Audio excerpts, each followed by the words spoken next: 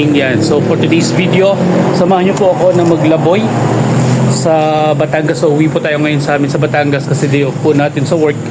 Yan. So yan. Uwi tayo, samahan niyo po ako sa biyahe natin at sa Tagaytay po ang daan natin mga kalaboy. At papakita ko sa inyo yung view ng Taal. Yan. So abangan niyo mga kalaboy, samahan niyo po ako sa aming biyahe. Yan. See you later mga kalaboy.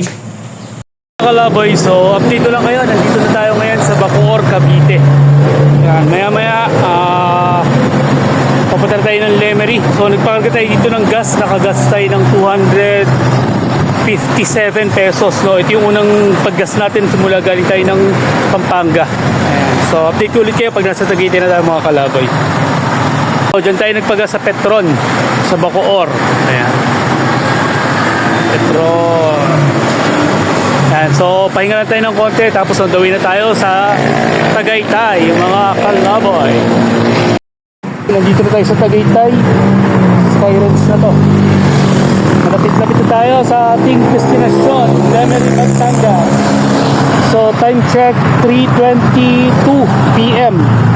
So umalis tayo sa bahay kanina sa Pampanga ng 10 AM. So 5 hours na tayong nagbabiyahe mga kalaboy. So estimate ko mga isang oras kalahati para dyan tayo sa Lemery. So update ko ulit kayo mamaya. Nandun na tayo sa Lemery mga kalaboy. Mga kalaboy, update lang. Andito na tayo sa Twin Lakes. Ayan, no? Nakikita nyo, ang ganda ng Taal Volcano.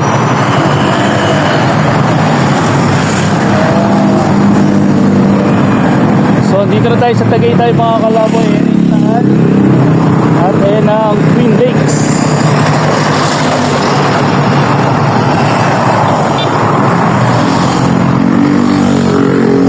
So update ko na lang ulit kayo pagka nandun na tayo sa Lemery mga kalaboy. Twin Lakes, Tagaytay. Mga kalaboy, ito yung magandang view ng Taal Volcano. Ayan, no? So dito tayo sa Tagaytay. Ganda ng view mga kalaboy, oh.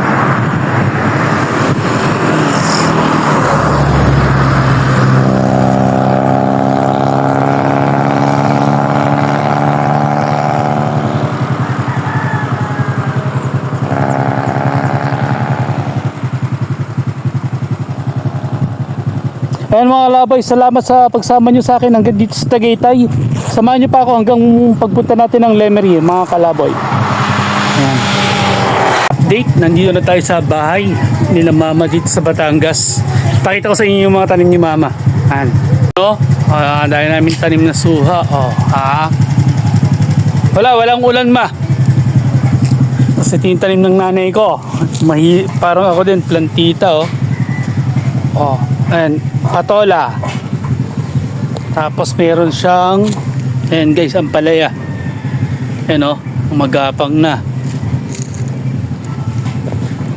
Ari yung sayote. Kaya lang medyo parang natutuyo sobrang init. Tapos ito ang sitaw laki ng sitaw ni mother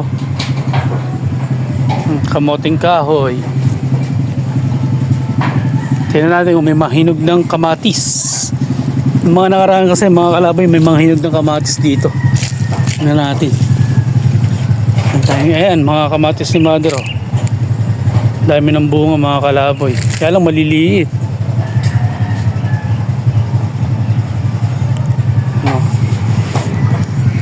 Tanim ni mamang sitaw. Yung sa atin may bunga ng mga kalaboy, di ba? Nakapag-harvest na tayo.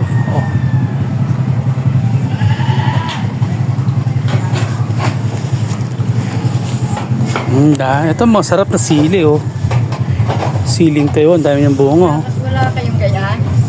Wala. Yung native na labuyo lang. May pagtanim ako din Yung mga native na labuyo lang. Sabi na isang